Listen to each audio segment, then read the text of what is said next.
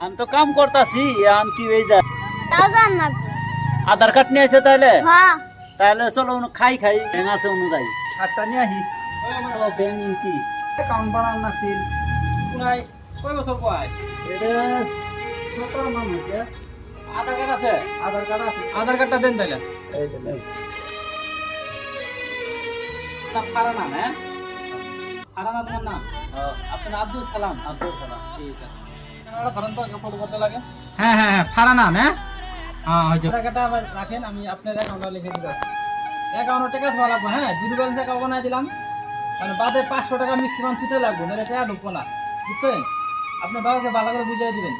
ফারানা না তো সারা ঠিক আছে অ্যাকাউন্টে টাকা রাখবেন হ্যাঁ হ্যাঁ